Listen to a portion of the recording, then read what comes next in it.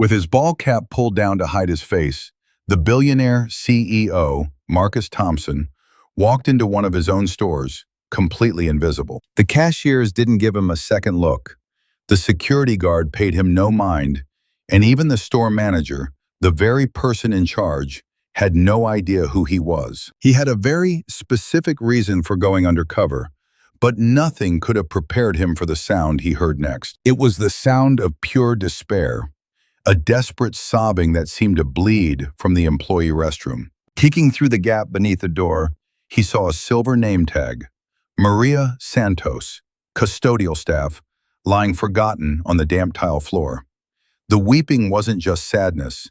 It was the sound of a life shattering into pieces. A chill shot through Marcus. Just 3 months prior, corporate had been touting this location's glowing performance reports. They boasted about perfect employee satisfaction scores and 0 registered complaints.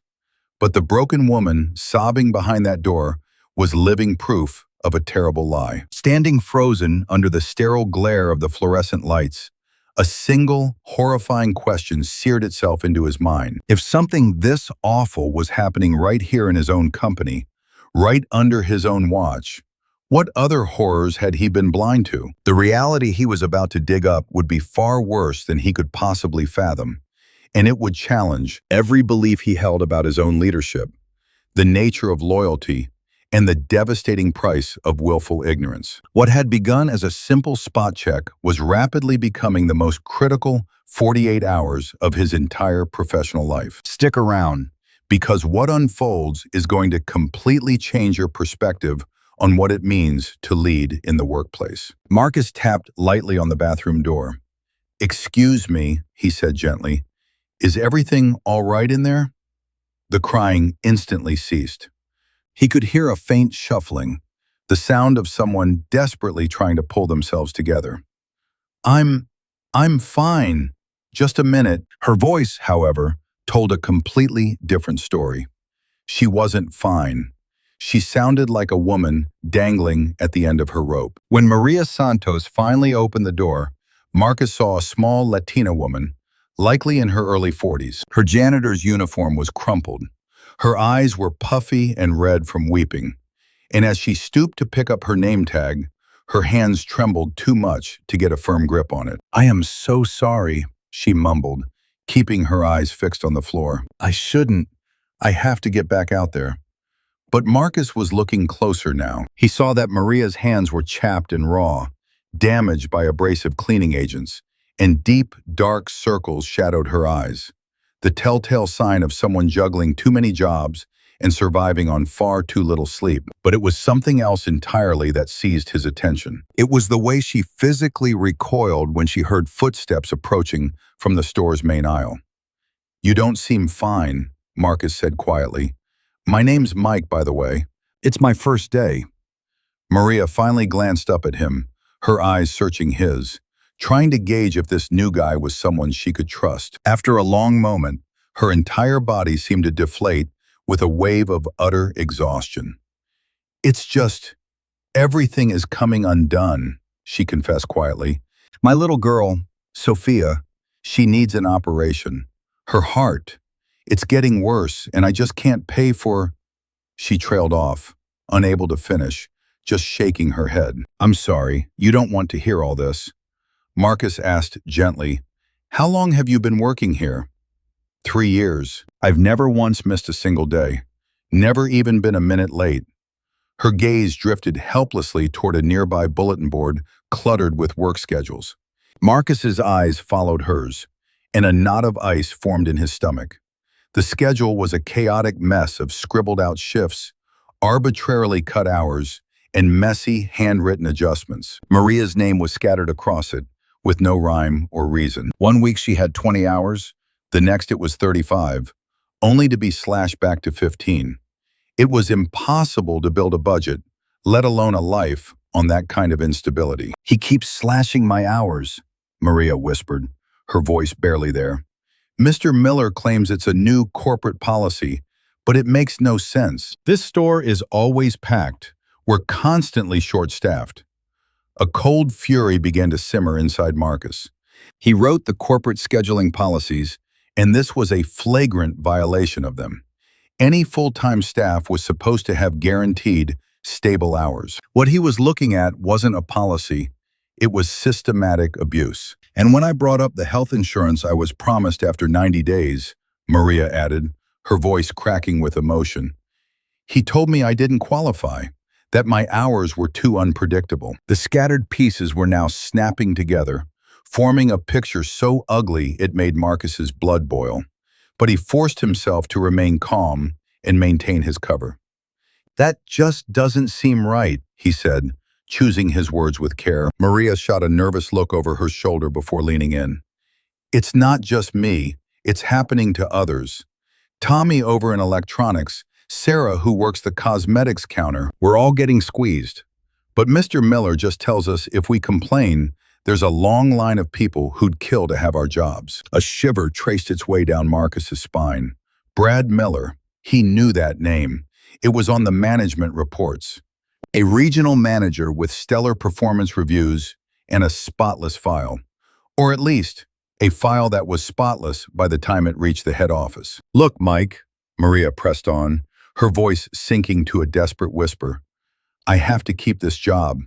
My daughter, she's only 8 years old, and if she doesn't get this surgery, the words caught in her throat. With unsteady hands, Marcus watched her repin the silver name badge to her uniform, realizing that to her, that small piece of plastic was a lifeline. Her daughter's health, a roof over their heads, their very existence, and someone was weaponizing that desperation against her. I've got to run, Maria said, her eyes flicking toward the main floor. My shift is over at 11, but they want me back at 6 tomorrow morning for inventory. Mr. Miller put me on a double, but the payroll system is only showing 8 hours. As she walked off, Marcus saw the slight hitch in her gait, the unmistakable result of standing on hard concrete for years without proper support. The company handbook was explicit. Employees had a right to anti-fatigue mats and ergonomic aids.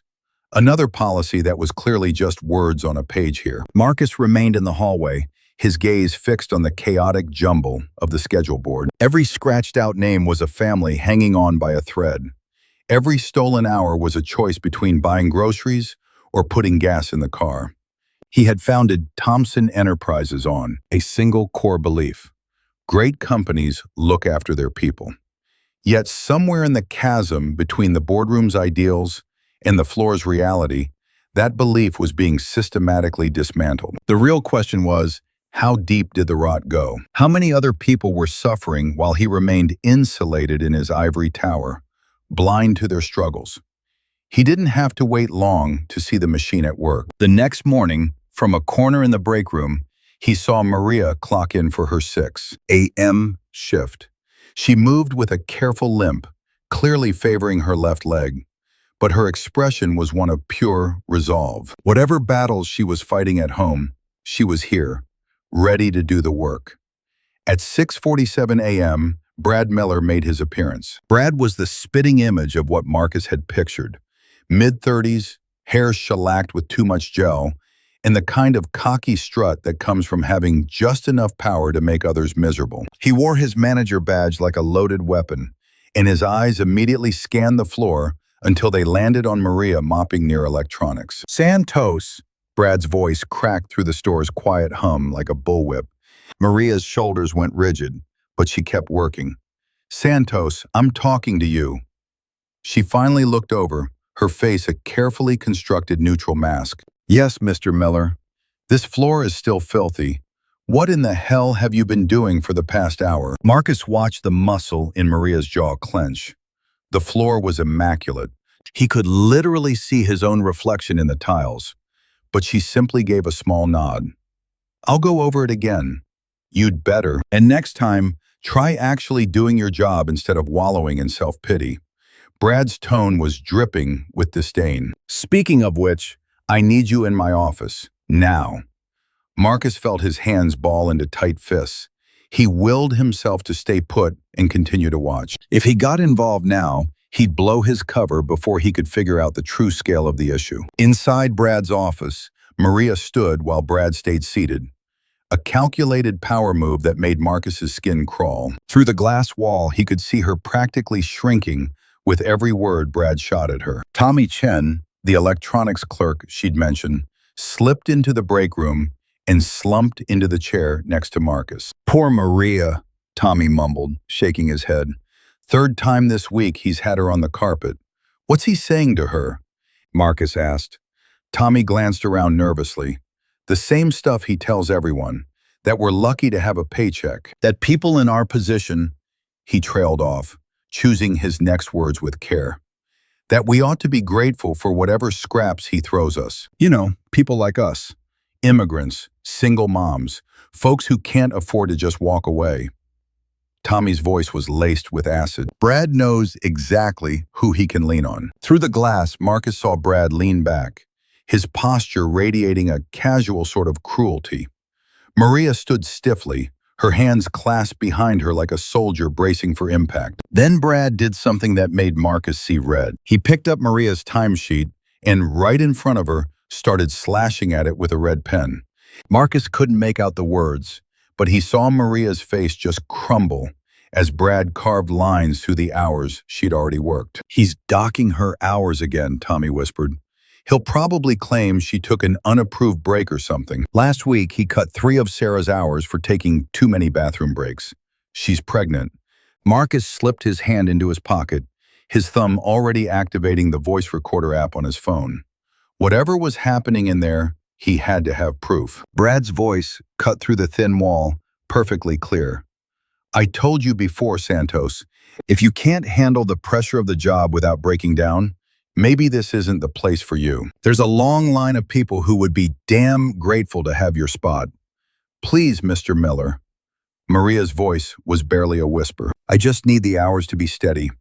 My daughter, your personal life isn't my concern. What is my concern is you running your mouth to other employees about the schedule. That sounds an awful lot like you're making trouble." With a subtle press of his thumb, the recording began. He wasn't trying to cause a scene. He was simply, what exactly? Attempting to organize a unified grievance? Because a move like that would be terribly unfortunate for your future with this company. The veiled threat landed with absolute clarity. The fight drained from Maria's face. "Effective immediately, your hours are being cut to 12 next week. Maybe that will encourage you to focus on your duties instead of creating chaos. And Santos, if word gets back to me that you've been discussing schedules or policies with anyone, we're going to have a serious conversation about whether this company is the right place for you."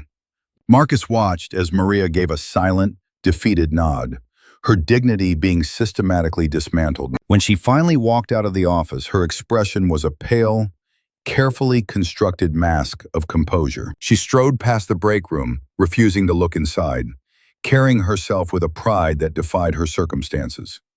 But Marcus had witnessed everything he needed to. The device in his pocket held Brad's own damning words, indisputable proof of the systemic power abuse flourishing under the Thompson Enterprises banner. As Brad strolled back to his desk, whistling a cheerful tune as if he hadn't just shattered someone's livelihood, a cold resolve solidified within Marcus. This was no longer just about protecting Maria. It had become about every single vulnerable person who had been crushed under the heel of a petty tyrant like Brad Miller.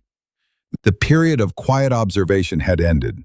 It was time to find out just how far the corruption ran. That evening, Marcus left the store with 1,000 strategies colliding in his mind. He drove his nondescript rental sedan, chosen specifically to blend in, toward the cheap motel where he was living under an assumed name. Inside room 237, surrounded by a sea of corporate reports and employee records, he started plotting his next phase. The audio on his phone replayed Brad's intimidation tactics. Every syllable was another nail hammered into the man's professional coffin.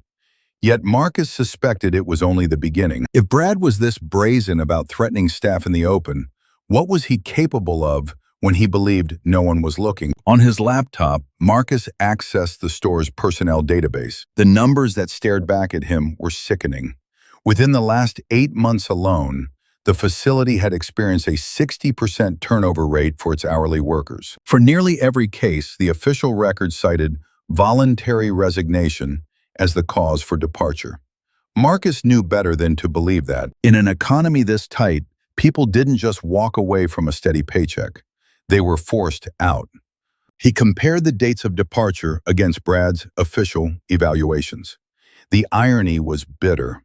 Brad's performance metrics were glowing. Labor expenses were down 23%, efficiency had skyrocketed, and not a single formal grievance had been lodged with HR. On paper, Brad Miller was the perfect manager. But Marcus was starting to see the brutal architecture of Brad's success. His method was to keep his staff desperate and afraid. He'd deny them enough hours to ever qualify for benefits, ensuring that anyone with the courage to object was swiftly removed from the payroll. It was a masterpiece of calculated cruelty. Marcus opened a fresh browser tab and started to flesh out a more intricate cover identity. He would become Mike Henderson, a laid-off construction worker, hungry for any kind of work, no family to answer to, and overflowing with gratitude for a chance. He would be the exact type of person Brad viewed as a perfect target for exploitation. He rehearsed his new persona in the motel mirror, meticulously altering his posture, his way of speaking, and even the rhythm of his walk. Before his own company had taken off, Marcus had come from neighborhoods just like this one. Blending in wasn't about acting a part. It was about remembering one. The following morning, Marcus walked back into the store, looking the part in worn-out jeans and scuffed work boots. He made his way to Brad's office with a practiced blend of anxious hope and raw need. "Excuse me, Mr. Miller. I was told you might be hiring. I'll take any shift you've got, whatever hours you can give me." Brad glanced up from his monitor, his gaze instantly sizing up this potential new pawn. Marcus could practically hear the gears turning in the manager's mind. Another soul on the ropes, ready to be manipulated. "My experience is mostly in construction, but that work's gone. I just need something steady. I'm not fussy about the role. Cleaning, stocking, anything. You have references?" Marcus presented a resume he had fabricated, complete with a list of fake contacts he had already briefed. "These people will tell you everything you need to know. I show up on time, I work my tail off, and I keep my head down." Brad's smile was that of a predator. "I appreciate that kind of thinking. Tell you what, Mike, I can put you on the janitorial crew. Night shift, $12 an hour. You'll be on with Maria, but don't pay any attention to her complaining.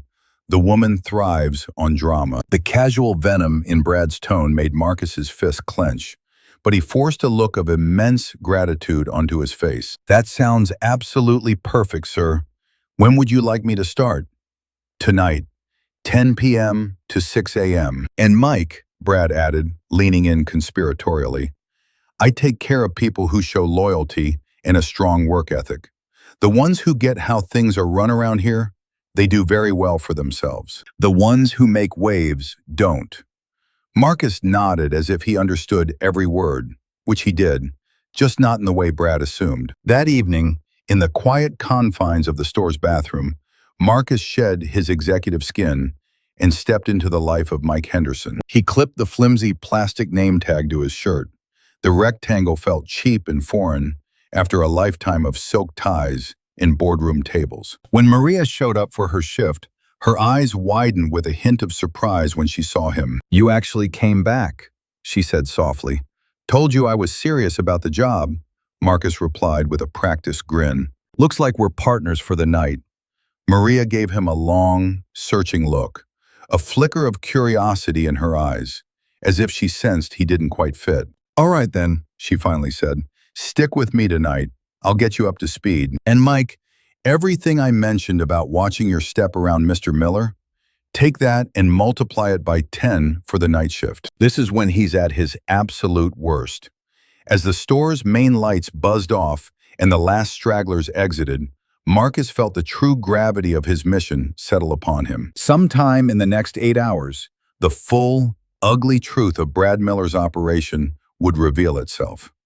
He was no longer a spectator looking at a problem from a distance. He was now living inside of it. The entire personality of the store shifted the moment the doors were locked. What was a bustling, ordinary retail space by day became a stark, echoing cavern under the cold hum of the overnight fluorescent lights. Marcus shadowed Maria, learning the complex dance of after-hours cleaning and restocking. It took less than an hour for him to spot the first of many things that made his blood begin to boil. "Hey, Maria, is that the same bucket of water you were just using for the restrooms?" he asked, watching her dunk a mop into a pail that reeked of harsh disinfectant. She cast a nervous glance down the empty aisle before answering. Mr. Miller slashed the budget for cleaning supplies. Claims were being wasteful. She held up a nearly bone-dry bottle of cleaner. "He says this has to last us for the entire store through the end of the week." Marcus knew the standard corporate budget for sanitation. This location should have had 10 times these supplies on hand. At 11:30 p.m., Brad Miller made his grand entrance. He stalked the aisles like a panther, his footsteps unnervingly loud in the dead silence of the building. His voice sliced through the quiet when he cornered Maria, refilling paper towels in the customer bathroom. "Santos, you're falling behind schedule. At this snail's pace, you won't be done till sunrise." "I'm going as fast as I can, Mr. Miller." "Not fast enough. I'm shaving 30 minutes off your time card for this little performance." From his vantage point behind a rotating rack of sunglasses, Marcus watched Brad pull out his phone and make the adjustment. 30 minutes, $6, stolen from her with a few taps on a screen. And the night was just getting started. At 1:15 a.m., Brad returned holding a clipboard. "Santos, Henderson, over here." They convened in the main thoroughfare while Brad reviewed his notes. "So, corporate's been asking some tough questions about our labor expenses. To get ahead of it, we're initiating some new efficiency protocols next week." He smirked, as if he were announcing a prize. "Instead of a two-person custodial crew at night, we're shifting to a one-person model." The color drained from Maria's face. "Mr. Miller, this store is 45,000 square feet. One person can't possibly. One person can, and one person will." "Maria, since you have seniority, you'll be the one to keep the position. Of course, you'll be responsible for the entire workload in the same amount of time." Marcus did a quick calculation.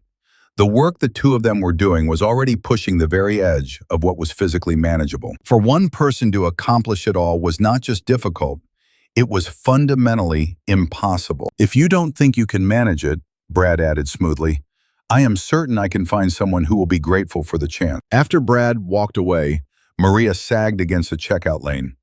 "I can't do this entire place by myself," she whispered, her voice cracking. "And if you complain, you know he'll fire you for something else," Marcus added.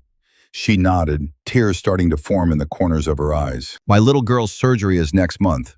I have to have this insurance." That's when a sliver of light from Brad's office caught Marcus's attention, and his instincts screamed. The door was cracked open, and he could see Brad hunched over his computer, his fingers flying across the keyboard. "Maria, can you cover the East Wing alone for a little while? I need to go check on something." She gave him a confused look but agreed. "Just be careful, Mike. If he catches you nosing around." Marcus moved like a shadow toward the office. Through the narrow gap in the doorway, he had a clear line of sight to Brad's computer screen. What he witnessed sent a shockwave of fury through his body.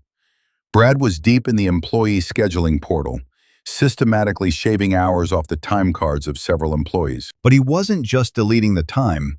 He was transferring those stolen hours to a ghost employee named B. Miller Jr.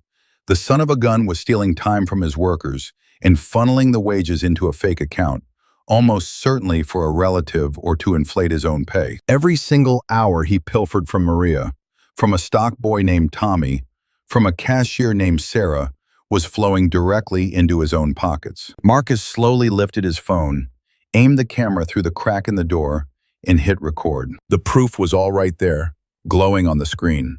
A methodical, digital heist happening in real time.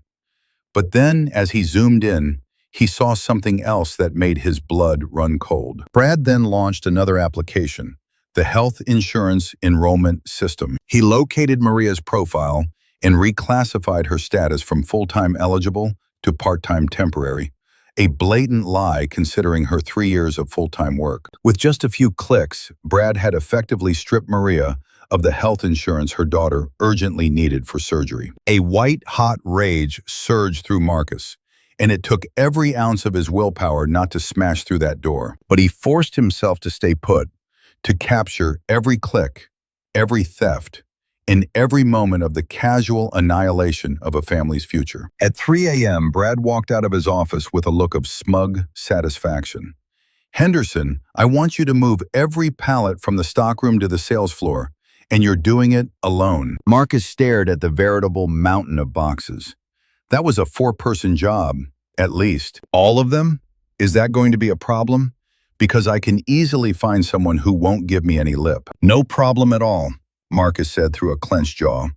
As he embarked on the grueling labor, shifting hundreds of pounds of product by himself, a vital truth began to crystallize. For Brad, this was never just about the money. It was about dominance. It was about the sick pleasure of watching people struggle, of holding their lives in the palm of his hand and squeezing just to see them suffer. By 4 a.m., Marcus's back was on fire and his hands were rubbed raw. Yet he had compiled enough evidence to completely obliterate Brad Miller's career 10 times over. Wage theft, benefits fraud, unsafe work environments, and relentless workplace harassment. The man had written a textbook on how to violate every labor law on the books. But as dawn broke, he watched Maria limp through her final duties, barely able to stay on her feet after 10 hours of brutal work. And a realization hit him that changed everything. This was so much bigger than just Brad Miller. This was about a system that not only allowed predators like Brad to flourish, but was built on the silent pain of good people like Maria. And that system began right at the top, with him. Tomorrow, he vowed, it would all be dismantled. Before that could happen, he needed one last piece of evidence.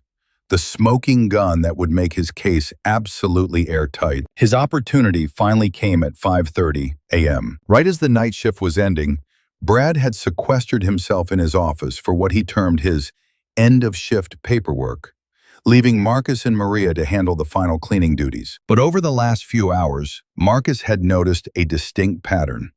Every 30 minutes, Brad's office phone would go off with the same specific ringtone. 2 quick rings, followed by 1 long one. Each time, Brad would answer in a low voice, speak for exactly 3 to 4 minutes, then hang up.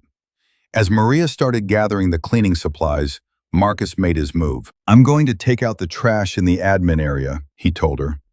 Maria's face clouded with concern. "Mr. Miller hates anyone going near his office when he's doing his books. I'll be fast." Marcus grabbed a trash bin and guided his cart down the hall to the administrative section. The corridor was dimly lit, with Brad's office looming at the far end. Through the frosted glass, he could see the hunched silhouette of Brad leaning over his desk. Then the phone trilled. 2 short bursts, 1 long.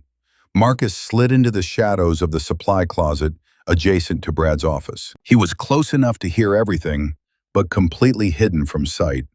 He pulled out his phone and hit record. "Miller here," Brad said, his voice low but perfectly clear through the paper-thin walls. "Yeah, I have the numbers for you this week. Santos is down to 12 hours. Chen is at 15, the one who's pregnant. Sarah, I'm sticking her on inventory. That'll make her quit within a month." Marcus felt his blood run cold. Brad was reporting to someone, giving them an update on his systematic torture of the staff. No complaints have been filed. They're too terrified to even think about going to corporate. I've made damn sure of that, Brad chuckled.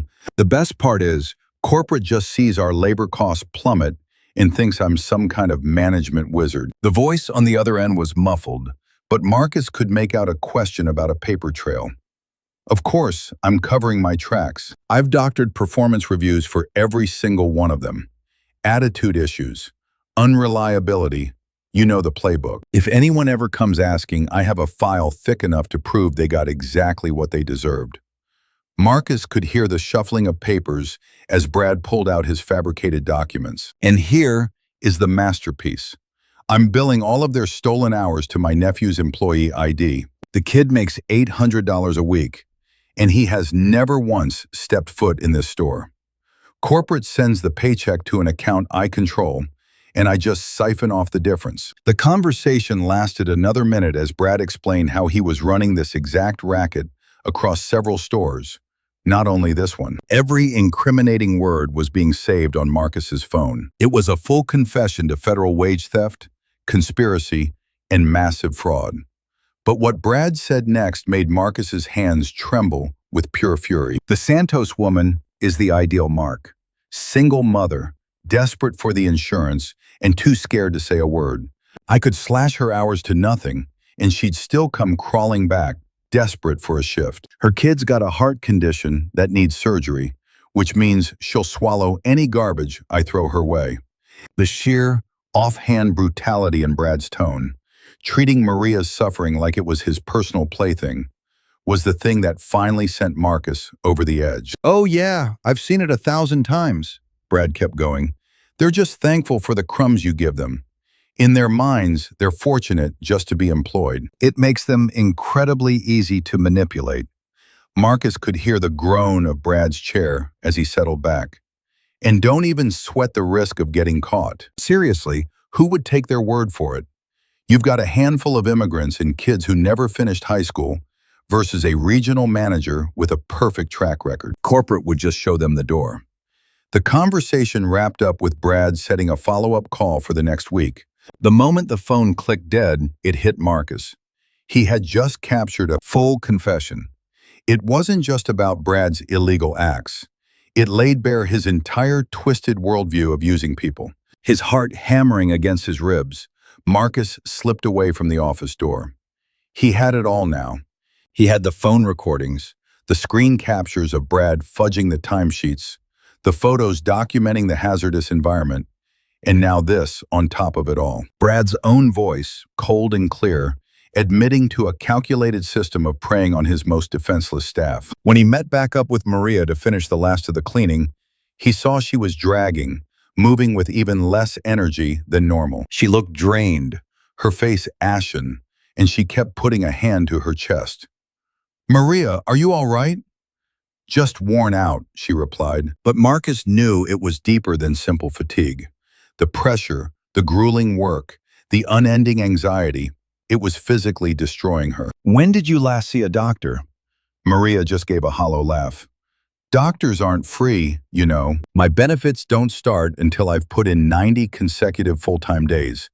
And Mr. Miller is very careful to make sure that day never comes." Marcus saw her strain just to lift a garbage bag that couldn't have weighed more than 30 pounds. This woman was running herself into the ground for a boss who got a kick out of her pain. At 6 a.m. on the dot, Brad stepped out of his office, a pile of documents in hand and a smug look on his face. "Solid work tonight, team. Santos, I need you back here at 2 p.m. to handle inventory. In Henderson, keep up this pace, and there could be more hours in it for you." Marcus watched Brad stroll off, whistling a random tune, and felt the immense gravity of the proof he held in his hand. The next morning, Brad Miller's tyrannical rule would come to an end. But for now, all he could do was observe Maria limp to her car, knowing she had to return in just 8 hours to endure it once more. He had the irrefutable proof. All that was left was to pull the trigger. Sleep was impossible for Marcus that night. He passed the pre-dawn hours in his hotel room, meticulously arranging the evidence and placing calls. By 8 a.m., he had compiled a complete dossier on Brad Miller's offenses, featuring recorded admissions, photographic proof, and financial records. This wasn't just about building a case, though. This was about gearing up for a full-blown battle. At 1:45 p.m., Marcus walked back into the store under the guise of Mike Henderson for the final time. He spotted Maria in the break room, struggling to eat a peanut butter sandwich, clearly feeling sick. "Are you really all right?" he asked, his concern genuine. "I just have to make it through the day," she murmured. "Sophia's operation was moved up. It's next week now. There's no way I can afford to lose any more time." In that moment, Marcus's determination solidified into steel. It had to stop, and it had to stop now.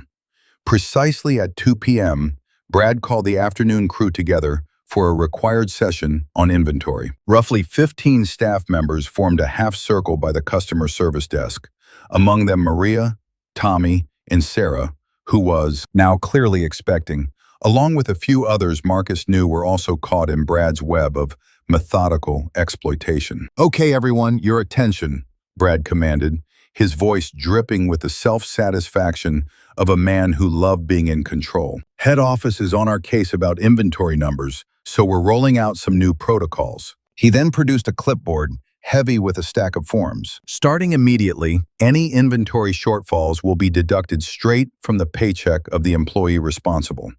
That includes lost items, incorrect counts, and damaged products. It's all coming out of your pay." Marcus noticed a few workers share anxious looks. It was a blatant violation of federal labor laws, and Brad was fully aware.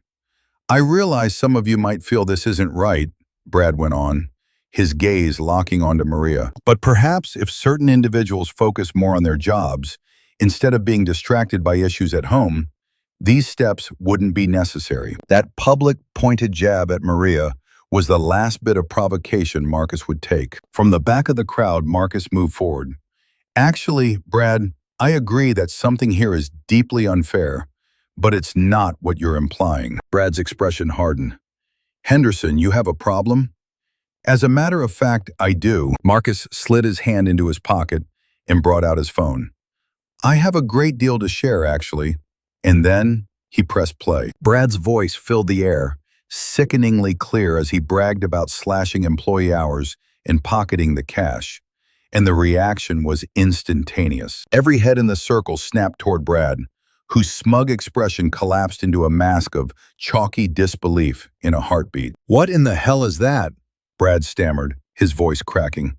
"That's a recording of you from 5:30 this morning. You were explaining to your little friend how you've been siphoning off wages and cooking the books on the schedule." Marcus's tone was ice cold and steady, each syllable landing with the force of a sledgehammer. "And the recording wasn't done. The Santos woman is the perfect mark. She's a single mom who needs the insurance and won't make waves." Maria gasped, her hand flying to cover her mouth as a low rumble of anger began to spread through the gathered staff, a collective fury starting to find its voice. "That's illegal. You can't record me," Brad yelled, his attempted outrage completely undone by the raw panic flashing in his eyes. "On the contrary, Michigan is a one-party consent state. It's perfectly legal." Marcus took a step forward, and for the first time, the unassuming mask of Mike dropped, revealing the sheer force of his authority. However, things like wage theft, benefit fraud, and conspiracy to defraud, well, those are all serious federal offenses. Brad's gaze flickered wildly around the ring of his employees, who were now glaring at him with pure, unadulterated loathing. "You have no idea who you're dealing with, Henderson. I'll have you thrown in jail for what, exactly? For telling the truth?" From his other pocket, Marcus produced an object that made the last vestiges of color drain from Brad's face. A gold badge that read, "Chief Executive Officer, Thompson Enterprises." A heavy, profound silence fell over the store. In that quiet, Marcus could make out the drone of the overhead fluorescent lights, the faint rattle of a distant shopping cart, and the collective gasp of 15 employees finally grasping the reality of what they were witnessing. "My name is not Mike Henderson," Marcus announced, his voice resonating through the open space. "I am Marcus Thompson. This is my company, and you, Brad Miller, are done here." The room erupted. A wave of shocked whispers and audible gasps swept through the employees. A few even took an involuntary step back. Yet Marcus's gaze remained fixed on Brad, whose expression had already churned through shock and terror and was now curdling into a desperate, cornered rage. "You can't do this to me," Brad shrieked. "I have rights. A contract." "You had a contract," Marcus corrected him coolly. "Fraud has a way of nullifying employment agreements." Security. Two corporate security officers from Thompson Enterprises, who had been waiting discreetly outside since 9 o'clock a.m., strode into the store and moved toward Brad. "Brad Miller, Your employment is terminated, effective immediately. You are also the subject of a federal investigation for wage theft, benefit fraud, and conspiracy. These men will escort you off the property. As the officers closed in, Brad made one last pathetic grasp for power. "You can't prove a thing. It's my word against theirs," he spat, gesturing wildly at his former staff. "Who are they going to believe over me? A bunch of—" "Careful." Marcus's voice sliced through the air like a razor. "I have your full confession on tape. I have every single doctored computer log that shows each fraudulent transaction. I have photographic proof of every single safety violation you ignored." He moved in closer, his voice dropping to a menacing whisper. "And I have one more thing you don't, Brad. I have power, the real kind, the kind you've only been playing at having."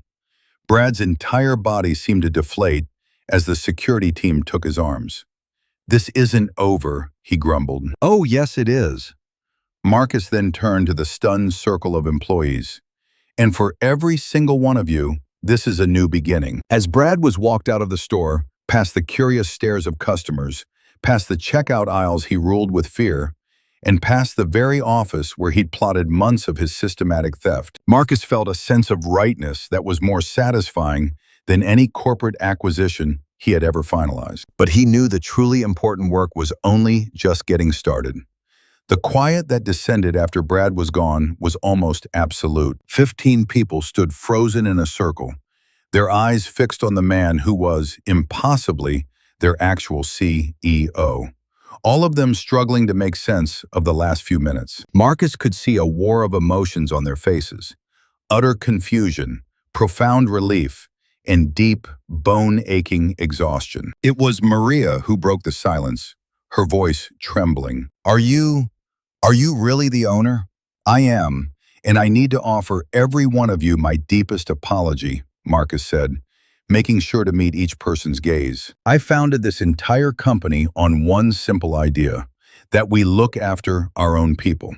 Clearly, I let you down. I became so obsessed with the numbers on a spreadsheet that I completely lost track of the people on the front lines." Tommy, still holding his inventory clipboard, took a hesitant step forward. "So, what's the next step? Are we about to be fired for helping you?" The question struck Marcus with the force of a punch. The culture of fear here was so ingrained that even their own rescue felt like another trap. No one is getting fired. The opposite, in fact. We are going to undo every bit of damage Brad caused, and we are starting this very second. Marcus took out his phone. "I'm getting our head of HR on the line. Every hour he illegally cut, every dollar he stole, every benefit he denied you, we are going to make you whole." Not even 20 minutes later, Rebecca Chen, the Chief Human Resources Officer for Thomson Enterprises, walked in with a support team of 3 specialists and an armful of laptops. After 8 years of working together, Rebecca was one of the only executives Marcus trusted implicitly. "Rebecca, I need you to launch immediate, top-to-bottom audits of every single file Brad Miller handled over the past year. We're talking complete restoration of stolen wages and instant benefit enrollment for every person who was illegally denied coverage." Rebecca's people quickly transformed the company break room into a makeshift operations center. Rebecca glanced up from her tablet and called a name. "Maria Santos. It says here you've been with us for 3 years, is that correct?" Maria could only manage a nervous nod, her mind refusing to accept any of this was actually real. Rebecca's fingers flew across the screen. "According to Brad's official records, you're listed as a part-time temporary hire with no benefits. Your timesheets, however, show you've worked full-time hours for 34 straight months. Effective this very moment, you are being reclassified as a full-time, permanent employee with complete health coverage, backdated to your first day of work." Maria's legs gave out beneath her, and Marcus had to catch her arm to keep her steady as tears began streaming down her face. "My little girl's operation," she whispered in disbelief. Rebecca's voice was gentle, yet firm. "It's completely covered. We are processing the pre-authorization as we speak. And Maria, there's also the matter of $14,000 $847 in stolen wages and unpaid overtime you are owed. A check for that full amount will be cut within 48 hours. The sound that tore from Maria's throat was a messy, raw combination of a sob, a laugh, and a prayer. All across the room, similar, life-altering conversations were happening as Rebecca's team systematically dismantled the web of deceit in the files. But Marcus was far from done. "Everyone, I need your complete attention for a moment." He stood in the heart of the room, his voice carrying the natural authority of a man who had forged a billion-dollar company out of sheer will. What was allowed to happen here is a stain on this company, and it will never happen again.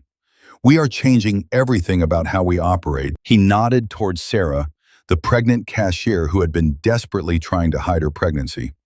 "Sarah, how far along are you?" "7 months," she answered in a small voice. "Then effective immediately, you are on paid administrative leave until after your maternity leave has concluded. You'll receive your full salary, you'll keep all your benefits, and your exact position will be guaranteed for you when you are ready to come back." Sarah's hand instinctively went to her belly, her eyes wide with a shock that bordered on disbelief. Marcus's gaze moved on. "Tommy, I recall you expressing interest in a management track. How does the title Assistant Store Manager sound to you?" Tommy's clipboard clattered against the tile floor.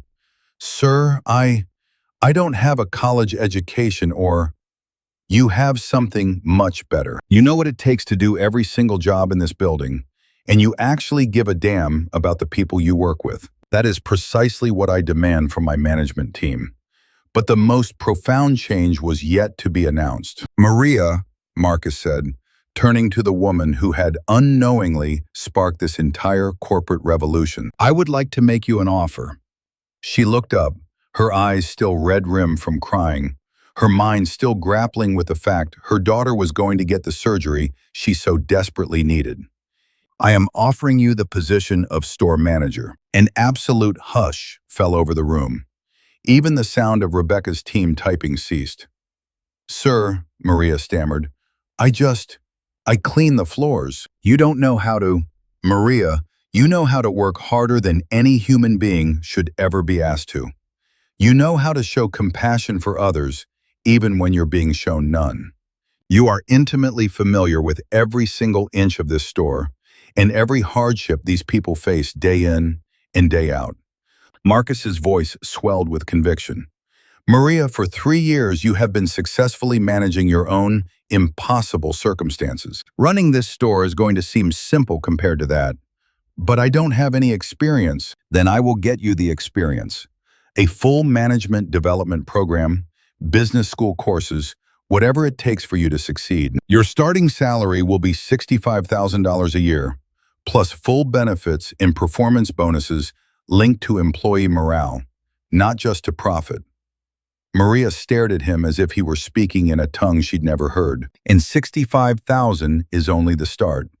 Great managers who champion their people are promoted to regional director. Those jobs pay well into 6 figures."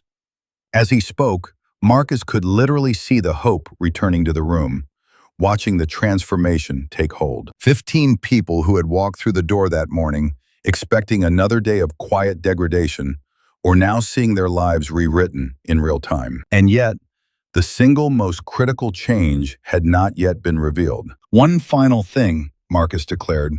"We are immediately instituting an employee council at every single location of Thompson Enterprise. These will be representatives that you yourselves elect, and they will have a direct line to corporate headquarters. No more intimidation, no more retaliation, no more fear. If a situation like this ever begins to brew again, you will have the power and the direct access to shut it down." He removed a business card from his wallet and presented it to Maria. "This has my personal cell phone on it. If any person, a manager, a regional director, even the person who one day takes my job, ever treats you or your team how Brad did, you are to call me that very day." Tommy's hand went up hesitantly. "What about Brad? Is he just going to get away with all this?" Marcus's face turned to stone. "Brad's file has been handed over to federal investigators. Stealing people's wages is a felony. He's going to be prosecuted, and we're launching a civil suit to get back every single dollar he pocketed. Not just from us, but from all of you. Rebecca's eyes lifted from her laptop. On that note, Marcus, we flagged the same red flags in 4 other locations. It's the identical playbook, just with different managers. Our response will be exactly the same. We're talking about thorough investigations, total restitution, and every single person involved facing the maximum legal consequences. There was an unwavering conviction in Marcus's tone. We are not just fixing a single store. We are overhauling this entire company. As the hours passed, Marcus watched as 15 demoralized employees morphed into something he had never witnessed before. A genuine team. The walls of fear had crumbled, and in their place, conversations bloomed as people shared experiences, realizing they were not alone. At the center of it all stood Maria, still dressed in her custodian's uniform, but her entire bearing had changed. The distraught woman from the bathroom floor that morning was gone, replaced by someone who was just beginning to recognize her own power. "Thank you," she said to Marcus, her voice possessing a steadiness he hadn't heard from her until that moment. Not for the position or the paycheck, but for seeing us as human beings. A powerful emotion tightened in Marcus's chest. This was what real leadership felt like. As evening settled over Detroit, Thompson's department store appeared unchanged from the outside. Inside, however, a revolution had occurred, and the real work was set to begin at sunrise. 3 weeks later, Marcus made his way back to the store for what he privately termed his reality check visits. Yet, the environment that welcomed him was virtually unrecognizable from the toxic place he had infiltrated less than a month ago. The first thing that hit him was the sound. Pure, unadulterated laughter coming from the employee lounge. It was authentic joy, not the nervous, forced kind people use when they're worried a supervisor might be listening in. Inside the break room, he discovered Tommy schooling 2 new recruits on the inventory system. His innate leadership qualities were finally being given the space to flourish. Displayed on the wall behind him was a framed certificate, Assistant Manager of the Month, an Employee's Choice Award. Accuracy is the goal, not speed, Tommy was instructing the trainees. We would much rather you take an extra minute to do it right than hurry and create problems. No one is going to criticize you for being careful. A small smile touched Marcus's lips at the clear dig at the former management. Under Brad, the staff had been bullied into rushing, which led to constant errors that he then used as an excuse for more abuse. Over near the service counter, Sarah was helping a customer navigate a merchandise return. At 8 months pregnant, she radiated the deep confidence of someone who knew her job was safe, irrespective of her circumstances. The company-wide maternity leave policy Marcus had instituted had already been copied by 3 of their main competitors, a ripple effect he had not expected, but was profoundly glad to see. But the most profound transformation of all was embodied by Maria. Marcus located her in the store office, poring over a laptop with the fierce concentration of someone mastering a new world. She had swapped her custodial workwear for business casual, and the nameplate on her desk now announced her as Maria Santos, store manager. More importantly, she possessed an air of authority that stemmed from true competence, not from inspiring fear. "How's the management training going?" Marcus asked, sinking into the chair across from her desk. "It's a challenge," Maria admitted, saving her document and looking up with a grin. "I never dreamed I'd be studying profit margins and personnel development, but it's amazing how it all clicks when you've actually worked every job in the building." She motioned to a chart on her wall, displaying employee satisfaction metrics. The figures had leaped from Brad's dismal ratings to the top of the industry in only 3 weeks. "The team is just phenomenal," Maria added. "The second people felt safe, they started bringing their ideas to me. Tommy proposed cross-training for everyone, so no one feels stuck." Sarah developed an entirely new customer feedback process. Even our part-time high school staff are contributing innovations. Marcus peered through the office window onto the sales floor, where he could see the tangible outcome of Maria's leadership. Staff moved with intention instead of dread. Customers were genuinely smiling as they engaged with employees who seemed truly happy to be of service. "And how's Sophia?" Marcus asked. Maria's entire face lit up. "She had the operation last week. The doctor said the procedure was a complete success. She'll be able to run and play just like any other kid."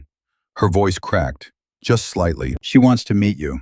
She calls you the man who saved Mommy's job. I would like that very much." "There's something else," Maria said, pulling a folder from her desk.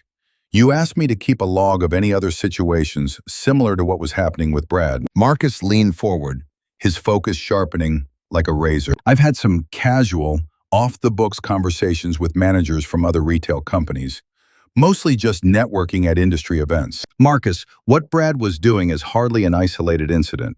That kind of wage theft, the manipulation of benefits, and the psychological games, it's happening everywhere. It really feels like they're all working from the same dirty playbook." She slid a folder across the desk. It was packed with accounts from workers all over the retail industry. "I believe Thompson Enterprise is in a position to spearhead a massive change across the entire sector. We wouldn't just be cleaning up our own house. We would be creating a new benchmark that would compel our competitors to raise their game." Marcus felt that unmistakable charge of a groundbreaking idea coming into focus. "What's your plan?" "A certification program, something along the lines of worker-verified fair employment. If a store meets our criteria, they earn the seal of approval. This would empower customers to put their money where their values are and support businesses that actually treat their people right. And the proof would come directly from the employees, not from some corporate press release." "Exactly. We're talking anonymous feedback, unannounced inspections, genuine accountability." A passionate fire lit up Maria's eyes.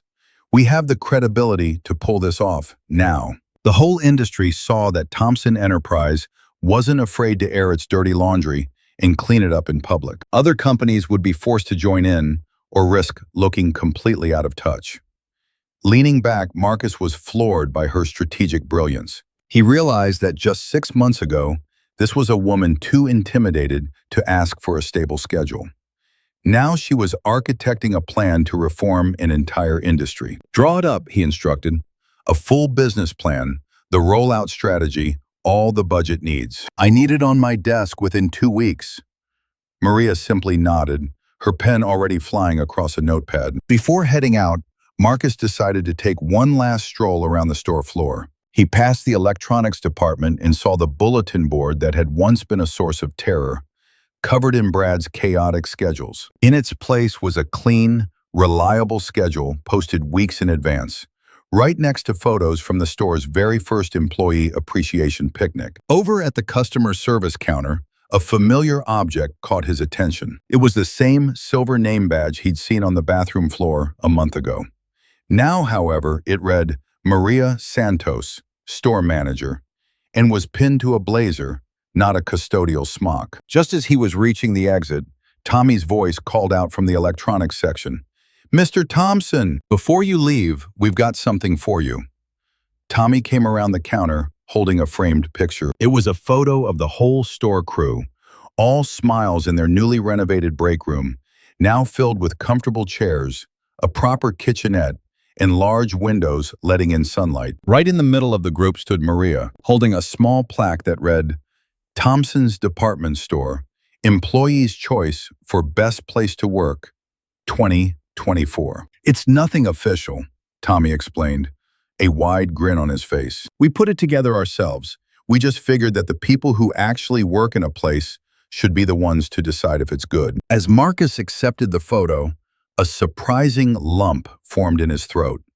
In all his years of career success, no award had ever meant more. "Thank you," he said, his voice quiet.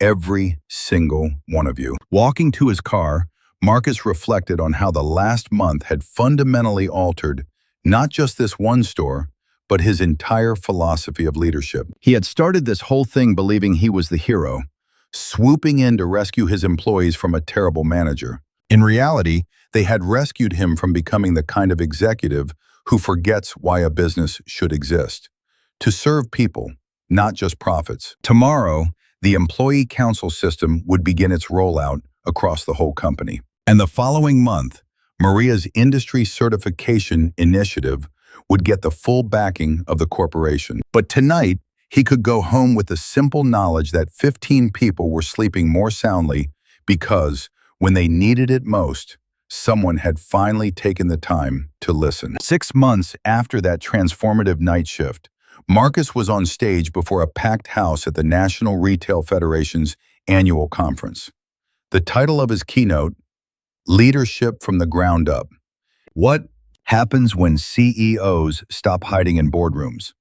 But before he began, he had a story to tell them. Last year, I thought I was running a highly successful company, Marcus began, his voice carrying through the silent auditorium. Our profits were climbing, our efficiency numbers were stellar, and our management reviews were absolutely glowing. By every metric that Wall Street cares about, Thomson Enterprises was killing it. He clicked to the next slide, revealing a still from a security camera, a picture of Maria in her custodial uniform from that first night. But I wasn't running a successful company. I was just presiding over a system that let good people suffer so that a predator could profit from their pain. And the most shameful part of it all? I had absolutely no idea it was happening. The entire auditorium was hushed as Marcus walked them all through what he had learned during his undercover experience. The stolen wages, the denied benefits, the constant psychological pressure. It was all happening under the banner of his own company. The hard truth is, real leadership has nothing to do with barking orders from the top. It's about having a deep understanding of what's happening on the ground floor. It means accepting that the people who are nearest to the problem are almost always the ones who hold the solution. He advanced to the next slide. The new image showed Maria, proudly wearing her store manager blazer, going over quarterly reports with her team at her desk. These days, Maria Santos is in charge of one of our most successful locations. Employee satisfaction there is at an industry-leading 94%. Our customer ratings have jumped by 47%. As for profits, they've climbed 23%.